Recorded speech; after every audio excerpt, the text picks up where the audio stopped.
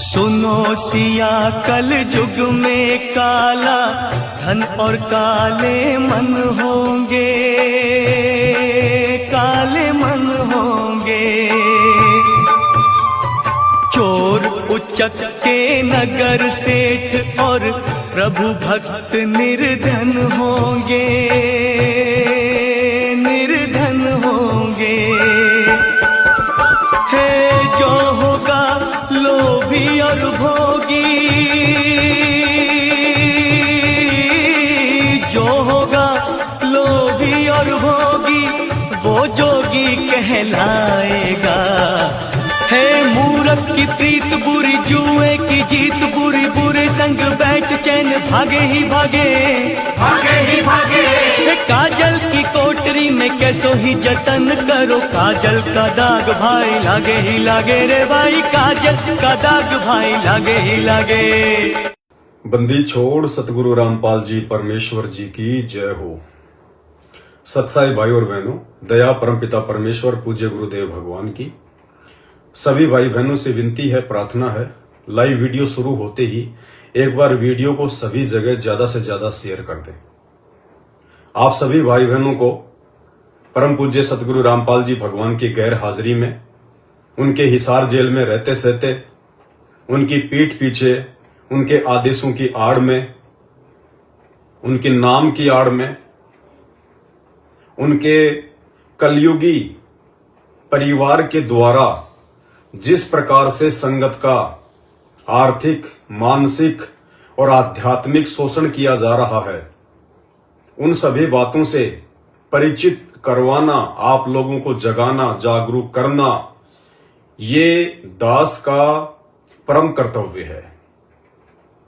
इसलिए आज के वीडियो में आपको ऐसी ही एक घटना के विषय में जानकारी देंगे जो परम पूज्य सतगुरु रामपाल जी भगवान के भक्ति ज्ञान विधान के बिल्कुल विपरीत भगत समाज की मर्यादाएं तोड़वाई जा रही हैं।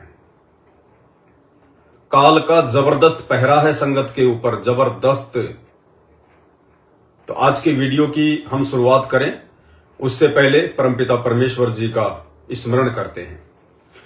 परमपिता परमात्मा सर्व सृष्टि रचनहार, कुल मालिक, असंख्य ब्रह्मांडों के स्वामी, जगत गुरु, तीनों लोकों में प्रवेश करके सबका भरण पोषण करने वाले राजाधिराज, आत्माधार, नाथों के नाथ, देवों के देव महादेव, सर्वेश्वर महेश्वर, मृत्युंजय, अजरो अमर, आदि अनादि सनातनी प्रभु, जगत पिता जगदीश्वर, श्री श्री 1008 की उपाधि के वास्तविक अधिकारी, अकाल मूर्त शब्द स्वरूपी राम वासुदेव, सर्वगतम ब्रह्म, परम पूज्य, प्रथम पूज्य, परम संत, परम पुरुष, परम धनी, परम दयालु, सत्य कबीर, हक्का कबीर, अल्लाहु कबीर, अल्लाहु अकबर, बाखबर, अल्लाह ताला, जगत के तारणहार, जगत के मुक्तिदाता, जगत के जगन्नाथ, हारे के सहारे, हिंदुओं के राम, मुसलमानों के अल्लाह, सिखों के वाहिगुरु, ईसाइयों के मसीह, दया के सागर दया निधि, करुणा के सागर करुणा निधि, स्वयंभू परिभू,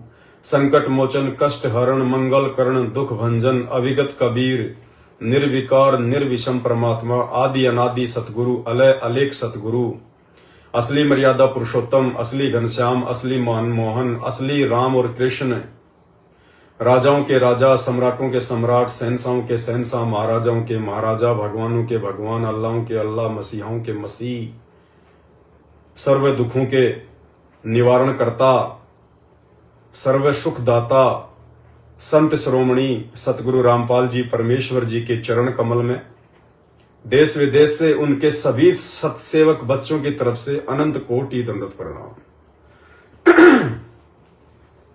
सत्साई भाई और बहनों, ये तो आप और हम सबको पता है कि जब परमात्मा प्रथम सतयुग में प्रथम बार इस काल के लोक में अपने पुत्र जोगजीत का रूप बना के आए थे, तो परमेश्वर और काल के बीच में काफी कुछ एग्रीमेंट हुआ था। और उनमें एक मुख्य एग्रीमेंट था जिसमें काल ने परमात्मा से वचन लिया था कि आप नीचे जाओगे और मुझ ज्योति निरंजन अर्थात काल का भेद जीव आत्माओं को बताओगे, सभी को आप सतलोक की जानकारी दोगे और आत्माओं को यहां से लेके जाओगे।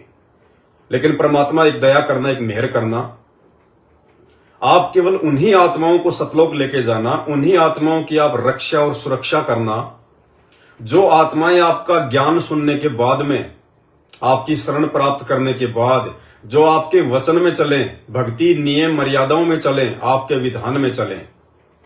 और जो आत्माएं आप जी से नाम उपदेश प्राप्त करने के बाद भी, आपसे इतना मूल ज्ञान, तत्व ज्ञान लेने के बाद भी जो मुझ काल की ही व्यवस्था में चलें और आपके नियमों को फॉलो ना करें, आपकी बातों को ध्यान में ना रखें, ऐसी आत्माओं के साथ आप जबरदस्ती ना करना। उन आत्माओं को आप मेरे भोजन के लिए छोड़ देना।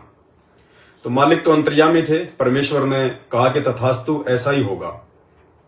भाई और बहनों, उसके बाद में दूसरा जो एग्रीमेंट था वो ये था कि परमात्मा सतयुग, त्रेता, द्वापर, इन 3 युगों में आप जीव आत्माएं थोड़ी लेकर जाना, और जब चौथा युग आएगा कलयुग, उसमें आप जितने मर्जी जीव लेके जाना, मैं आपको मना नहीं करूंगा। ऐसा क्यों कहा था काल ने? परमात्मा ने हमें सृष्टि रचना के माध्यम से कबीर सागर को पढ़ के बताया। ये सारे वचन परमात्मा से भरवाने के बाद में काल बड़ा खुश हुआ, ठाके मारकर हंसने लगा और कहने लगा, जाओ जोग जीत संसारा, जीव न माने कहा तुम्हारा। हमरी ओट ले वाद बखाने, यानी मेरी ओट ले लेके और तेरा नाम ले लेके सारे उल्टे कुक्रम उन आत्माओं से मैं करवा दूंगा। सारे कुक्रम नाम तुम्हारा लेंगे, तुम्हारे नाम की भक्ति करेंगे, कबीर को भगवान बताएंगे, लेकिन जैसा मैं कहूंगा वैसा वो करेंगे। और आज वो असली कबीर परमात्मा, सतलोक का शहंशाह, जब 8 सितंबर 1951 को पुनः गांव धनाना, जिला सोनीपत, हरियाणा की पावन भूमि पे प्रकट हुए और 1994 से अपने यथार्थ 13वें सत कबीर पंथ को शुरू किया, आत्माओं को ज्ञान देना शुरू किया, तो काल ने भी उतना ही जोर लगाना शुरू कर दिया, गुप्त रूप में, साइलेंट रूप में। क्योंकि काल हम सबको पता है वो समक्ष प्रकट नहीं होता, अपने वास्तविक रूप में नहीं आता। उसने चाहे किसी का अच्छा करना हो, चाहे किसी का काम बिगाड़ना हो, वो साइलेंट रूप में करता है, गुप्त रूप में करता है, दूसरी आत्माओं को निमित्त बना के करता है, उनमें कुप्रेरणा करके करता है। और ये भी हम सब जानते हैं, इस परमेश्वर के ज्ञान आधार से। नहीं पता है तो जान लीजिए, वो काल अपने एजेंट उस परमेश्वर के इर्द गिर्द, उस परमेश्वर के आसपास ही भेजता है, क्योंकि वो भी किस ब्रह्मांड का स्वामी है, कंप्लीट अंतर्यामी नहीं, लेकिन मन रूप में काफी कुछ जानता है। और 650 साल पहले उस काल ने अपना एजेंट कमाल नाम के लड़के के रूप में कबीर परमात्मा के पास उनकी झोपड़ी में ही भेज दिया। आगे चल के गुरुद्रोही हुआ, परमात्मा के मार्ग में बाधा पहुंचाने लगा, बहुत सारी आत्माओं को काल के जाल में फंसा के चला गया। फिर परमात्मा ने धर्मदास जी के माध्यम से अपना मार्ग आगे बढ़ाने की युक्ति सोची, तो काल ने पहले से ही धर्मदास के पुत्र नारायण दास के रूप में अपना मृत्यु अंधा नाम का काल का दूत भेज दिया। वहां भी बात नहीं बनी, परमात्मा ने स्वयं मुक्तामणि अर्थात चूड़ामणि के रूप में इस मार्ग को आगे चलाना पड़ा। 250 साल बाद में गरीबदास जी के रूप में वही कबीर परमात्मा धरती पे आया, तो काल ने उसके परिवार को निमित्त बना दिया, अपने एजेंट उनके परिवार में ही भेज दिए, उनके पुत्रों के रूप में, जिन्होंने आगे चल के पूरे मार्ग का सत्यानाश कर दिया। फिर परमेश्वर जी ने नानक जी के रूप में 650 साल पहले भूमिका की थी, तो काल ने नानक जी के दोनों पुत्रों के रूप में नानक जी के मार्ग को आगे नहीं बढ़ने दिया। उनके दोनों पुत्र जयचंद और श्रीचंद नानक जी की मुख्य धारा से हटके अपना ज्ञान प्रचार करने लगे, और आगे चल के उन्होंने निर्मल नाम का नया पंथ खोल दिया। ना उस पंथ में नानक जी का ज्ञान है, ना वो मंत्र है। आज इस कलयुग की बिचली पीढ़ी में वही कबीर परमात्मा 8 सितंबर 1951 को गांव धनाना, जिला सोनीपत, हरियाणा में प्रकट हुए हैं। तो आज काल कैसे अमेरिका में अपने दूत पैदा करेगा, कैसे जापान में अपने दूत पैदा करेगा?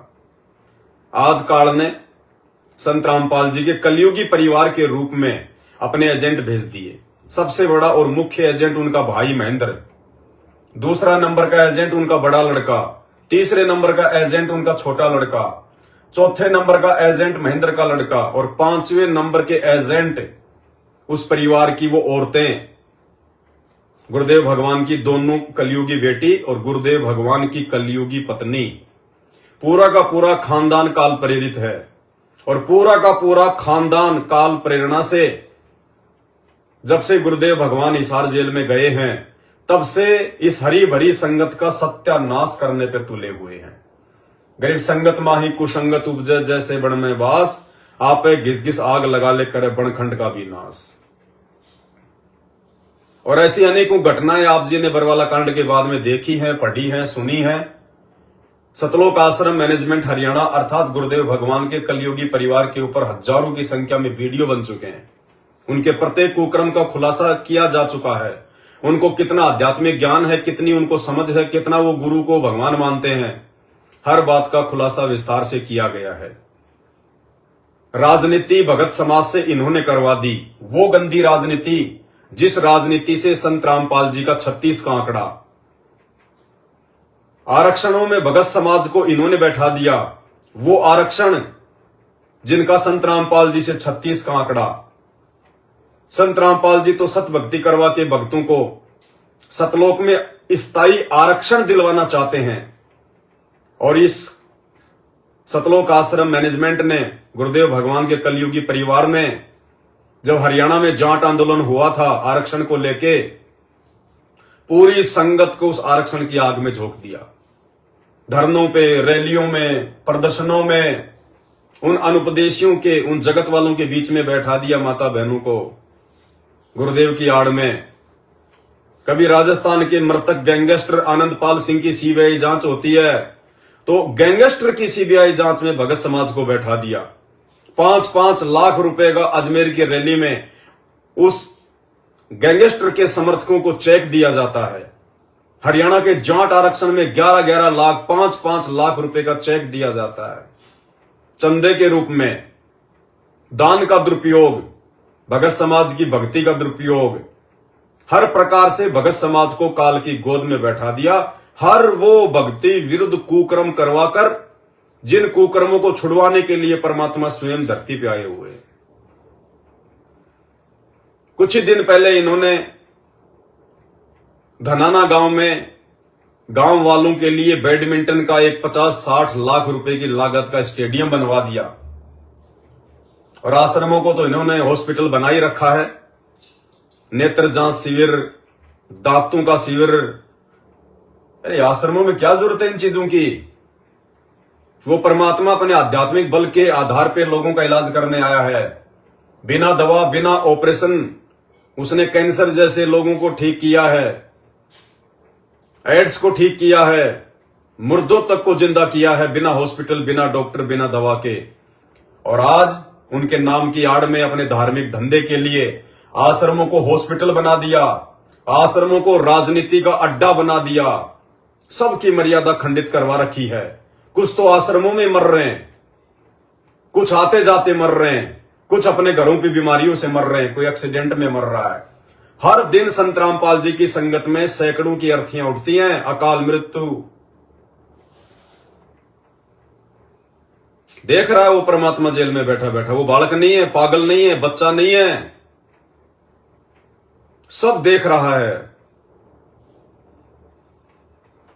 और इसी कड़ी में आज उसी धनाना आश्रम में कबड्डी का मैच खेला गया, कबड्डी का टूर्नामेंट हुआ है धनाना आश्रम के अंदर। पहली बात तो यदि किसी को ज्ञान है, यदि जरा भी छींट संत रामपाल जी के इस तत्व ज्ञान की किसी व्यक्ति को है, तो जब सतनाम दिया जाता है, सतनाम का नियम नंबर 2, और एक पुस्तक आप सभी भगत भाई बहनों के घरों पे होगी, लाल लाल कलर की छोटी सी, जब जब भूल पड़े, उस पुस्तक के लास्ट में सतनाम के 34 नियम लिखे हुए हैं। उसमें दूसरे नंबर का नियम है जिसमें परम पूज्य सतगुरु रामपाल जी भगवान ने स्पष्ट रूप से लिखा हुआ है कि मेरे से नाम उपदेश प्राप्त करने के बाद भगत को मोबाइल में वीडियो गेम भी नहीं देखना है, भगत ने ताश भी नहीं खेलनी है, बाकी गेम तो छोड़ दीजिए आप, भगत ने ताश भी नहीं खेलना, यहां तक कि ताश खेलने वालों के पास में बैठना भी नहीं है, क्योंकि इससे हमारे समय की और हमारी कीमती श्वासों की बर्बादी होती है। और परम संत वो परमेश्वर धरती पर ये ऊट पटांग काम करवाने के लिए नहीं आते, लोगों की श्वासें और समय बर्बाद करवाने नहीं आते, बल्कि उन्हें इन अनमोल श्वासों की जानकारी देने आते हैं, समय का सदुपयोग करवाने के लिए आते हैं, उन्हें भक्ति करवाने के लिए आते हैं। खेल तो काल अनंत युगों से सभी को खिला रहा है यहां पे। तो इन्होंने स्टेडियम बनवाया और आज इन्होंने और भी बेशर्मी की हद पार कर दी, कोई कसर नहीं छोड़ी परमात्मा को जलील करने में, कोई कसर नहीं छोड़ी अपने और संगत के कर्म फुड़वाने में। उसी धनाना आश्रम में जिसका निर्माण कार्य अभी चल रहा है, आज उसमें कबड्डी का मैच खेला गया, बहुत सारे विधायक लोग बुलवाए गए, बहुत सारे सरपंच लोग बुलवाए गए, गांव वालों को बुलाया गया, बहुत सारी टीमें बुलवाई गई, और तो और संत रामपाल जी के बड़े लड़के वीरेंद्र ने 31,000 रुपए का इनाम भी दिया। जी हां, भगत समाज के दान से ज्योति और पाठ के पैसों का 31,000 रुपए का इनाम भी दिया कबड्डी की टीम को। भाई और बहनों, पहले आपको वीडियो दिखा देता हूं, शायद आपको यकीन हो ना हो, वैसे तो वीडियो वायरल हो जाता है, लेकिन फिर भी यदि आप तक नहीं पहुंचा हो तो थोड़ा सा वीडियो आप जी देख लीजिए। और जो भी साथी सतपाल राणा जी, ओपी जी और सरपंच रामेर जी और जितने भी ग्रुप के साथी आए हैं कमेटी के आश्रम से, उन सभी का यहाँ पहुंचने पर तहे दिल से शुक्रिया अदा है। हम बार बार उनका धन्यवाद करते हैं कि इतना बड़ा सहयोग इन खेल खिलाड़ियों के लिए उन्होंने किया, और हमेशा और आगे आने वाले समय भी उन्होंने विश्वास दिलाया है कि बहुत बड़ी खेल प्रतियोगिता हम समय समय पर करवाएंगे और उसमें इसी तरह सहयोग करेंगे, किसी भी तरह की कोई कमी नहीं। और 31,000 की बहुत बड़ी राशि, पहला इनाम रामपाल जी महाराज की तरफ से आश्रम दलाना रामपाल जी महाराज की हमारी खेल कमेटी को दिया गया। रामपाल महाराज जी का जितना भी आश्रम की ओर से जो सहयोग हुआ, चाहे भाई वीरेंद्र जाटान जिन्होंने 31,000 रुपये सतलोक आश्रम की तरफ से खेल कमेटी को देने का काम किया, ओपी जी और सरपंच रामेर जी, बहुत बहुत धन्यवाद आपका।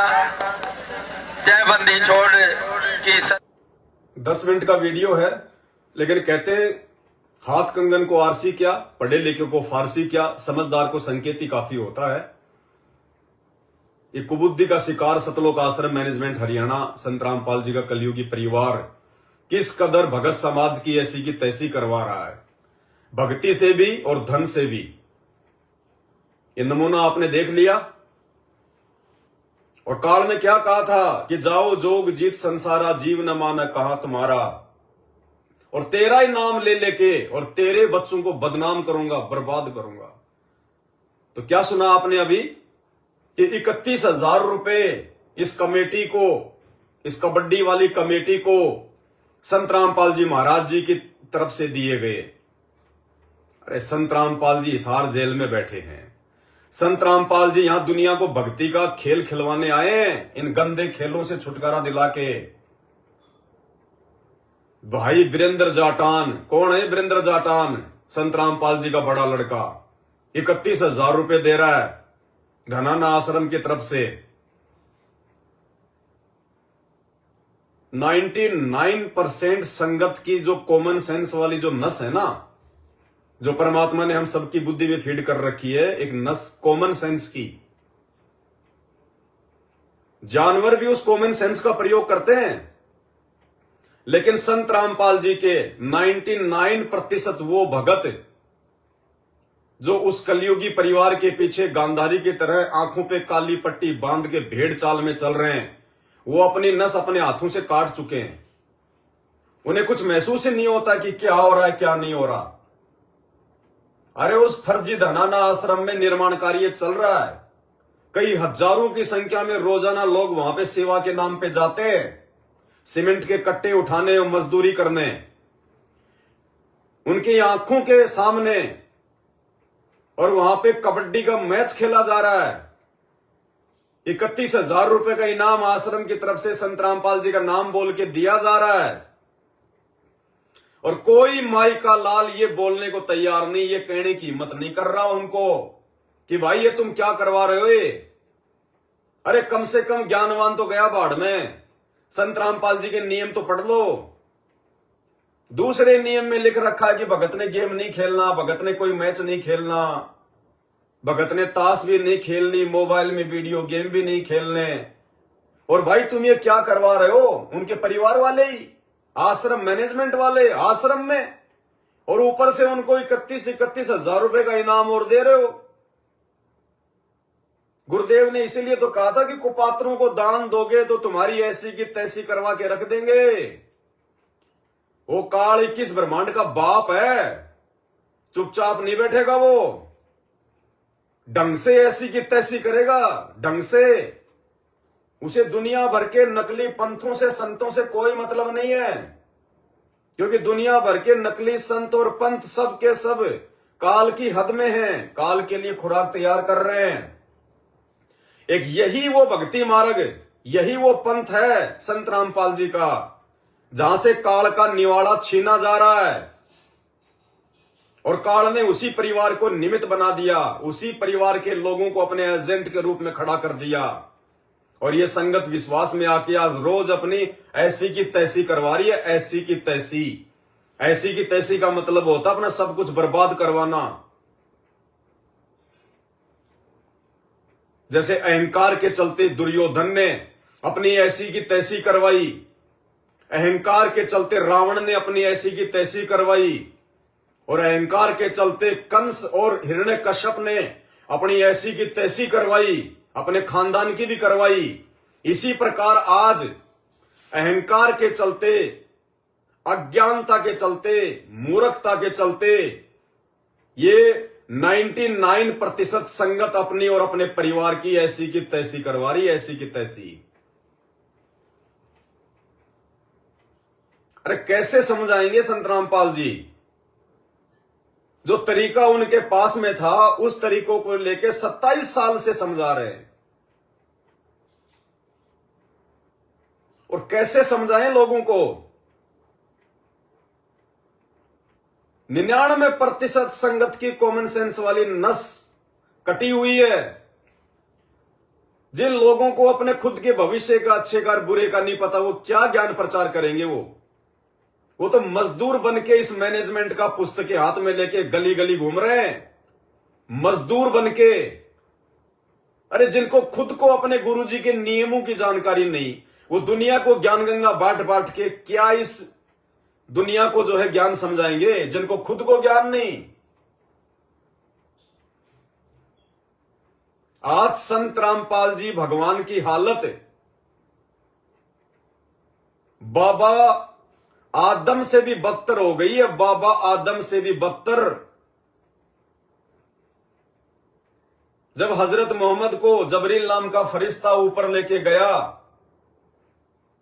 पितरलोक में, जहां पे सारे नबी बैठे हुए थे, सारे एंजिल बैठे हुए थे, तो हजरत मोहम्मद ने देखा एक व्यक्ति बैठा हुआ है, और जब वो दाईं तरफ देखता है तो हंसता है, खुश होता है, और बाईं तरफ देखता है तो रोता है। हजरत मोहम्मद ने बड़े आश्चर्य से पूछा कि जबरील ये कौन है जो दाईं तरफ देखता तो हंसता है और बाईं तरफ देखता तो रोता है? तो जबरील ने कहा कि ये बाबा आदम है, मुसलमान धर्म का प्रवर्तक। और जब ये बाईं तरफ देखता है तो वहां पे नरक है, और नरक में इसकी बद आत्माएं हैं, इसके वो बच्चे जिन्होंने इनको फॉलो नहीं किया, इसकी बातों को फॉलो नहीं किया, इसकी बद संतान है जो नरक में असहनीय कष्ट उठा रही है, पीड़ा भोग रही है। जब ये अपने उन बद संतानों की तरफ देखता है तो ये रोता है, दुखी होता है कि इन गधों ने मेरी बात क्यों नहीं मानी, ये गधे मेरे विचारों के अनुसार ये क्यों नहीं चले, इन्होंने मेरे अनुसार मर्यादा में रह के अल्लाह की इबादत क्यों नहीं करी। और जब ये दाईं तरफ देखता है स्वर्ग में, जन्नत में, तो इसकी नेक संतानें हैं। उन संतानों को जब ये खुश देखता है, मौज मस्ती और आनंद में देखता है, तो ये प्रसन्न होता है। तो आज हिसार जेल में बैठे हुए परमेश्वर सतगुरु रामपाल जी भगवान की हालत बाबा आदम जैसी हो गई है। वो अंतर्यामी परमात्मा जब इस सतलोक आश्रम मैनेजमेंट की तरफ देखता है, इनके कुकर्मों की तरफ देखता है, इनके ज्ञान विरुद्ध कुकृत्यों की तरफ देखता है, तो वो दुखी होता है, परेशान होता है, आंखों से आंसू आते हैं कि देखो 27 साल से इन गधों को ऐसा अनमोल ज्ञान दिया और आज ये नरक में जाने की तैयारी कर रहे हैं। मेरे भक्ति विधान के विरुद्ध मेरा ही नाम ले लेके काल प्रेरणा से भगत समाज की ऐसी की तैसी करवा रहे हैं, मेरे बच्चों की मर्यादा खंडित करवा रहे हैं, उनके दान धर्म का खुल के दुरुपयोग करवा रहे हैं। और दूसरी तरफ जब वो परमात्मा अपनी नेक संतान, अपनी वचन वंश, साध संगति से जुड़े हुए सत्सेवकों की तरफ देखता है, उनकी भक्ति मर्यादाओं को देखता है, गुरु के प्रति उनके भाव, उनके समर्पण, उनके श्रद्धा को देखता है, किस प्रकार से वो संघर्ष कर रहे हैं, किस प्रकार से उनकी आध्यात्मिक रहनी करनी है, उनकी जीवनी है, कैसे वो अपने गुरु को भगवान मान के पूर्णतया समर्पित होके अपने आत्म कल्याण के मकसद को ध्यान में रख के निरंतर आगे बढ़ रहे हैं और साथ में अपने दूसरे भगत भाई बहनों को भी समझा रहे हैं। तब वो परमात्मा प्रसन्न होता है, वो खुश होता है कि चलो कोई तो है जिसने मेरी शिक्षाओं को फॉलो किया, कोई तो आत्माएं हैं जो मेरे साथ सतलोक जाने के लिए तैयार हो रही हैं, मेरे दिखाए गए रास्ते पर संघर्ष करके चल रहे हैं। तो आज बाबा आदम जैसी हालत संत रामपाल जी भगवान की है। भाई और बहनों, एक समय परमात्मा ने सत्संग में बताया कि एक संत कहीं रास्ते से जा रहा था, बीच में जंगल आ गया। अचानक से उसने देखा एक झोपड़ी है, आग जल रही है, कुछ बन रहा है। संत जी पानी पीने की इच्छा से वहां गए तो 2-4 युवा लड़के, तो संत ने देखा कि युवा लड़के यहां क्या कर रहे हैं। बोले भाई क्या कर रहे हो तुम जंगल में? बोलो बाबा जी मुर्गा बना रहे हैं, मुर्गा। बोले मुर्गा बना रहे हो? तो संत को बड़ा आश्चर्य हुआ कि भैया ये तो भगवान बनाया करे, मुर्गा, मोर, तितर, इंसान, बटेर, ये तो भगवान बनाया करता है और ये लड़के कह रहे हैं कि मुर्गा बना रहे हैं। उसने देखा कि देख के जाऊंगा आज, ये लीला तो देखने योग्य है, पहली बार सुन रहा हूं इंसान मुर्गा बना रहा है। तो बोले भाई मुर्गा कितनी देर में बन जाएगा? बोले बाबा जी आधा बन गया, 20-25 मिनट में पूरा बन जाएगा। बोला ठीक है भाई, मेरे को दिखाओगे? हाँ बोलो दिखाएंगे आपको। आधा घंटा हुआ, वो लड़का एक थाल के अंदर वो चिकन डाल के लेके आया। बोले लो बाबा जी मुर्गा बन के तैयार है। अब बाबा जी ने देखा सामने तो उसने तो ऐसी की तैसी कर रखी है मुर्गे की। अरे बोला गधे नालायक इंसान, तूने ये क्या कर दिया? अरे तू तो कह रहा था कि हम मुर्गा बना रहे हैं, तूने तो बिगाड़ दिया।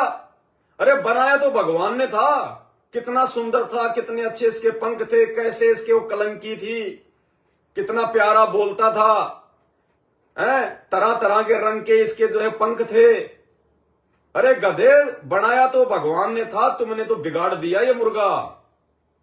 तो भाई और बहनों 27 साल से संत रामपाल जी भगवान ने दिन रात एक करके लोगों की गालियां खा खा के, जेल की सलाखों के पीछे बैठ के, लोगों से गुंडा और बुंडा कहलवा के, और उन्होंने भगत समाज बनाया, उन्होंने भगत बनाए।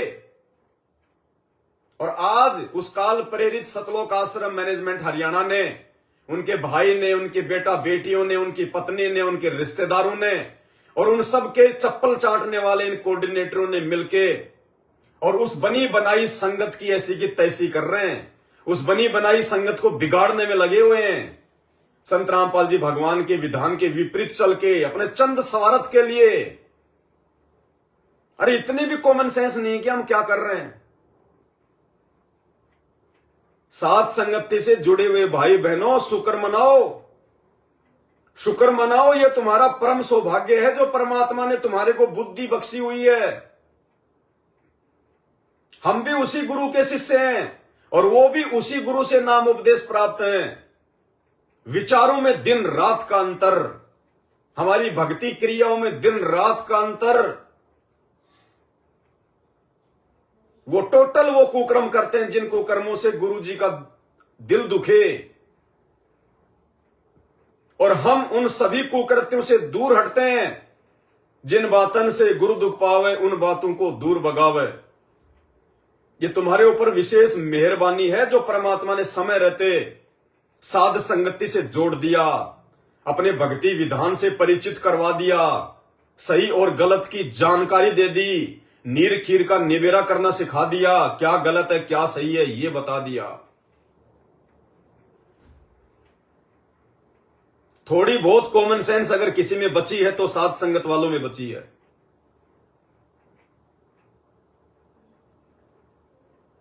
बिल्कुल इस मार्ग को भ्रष्ट कर दिया।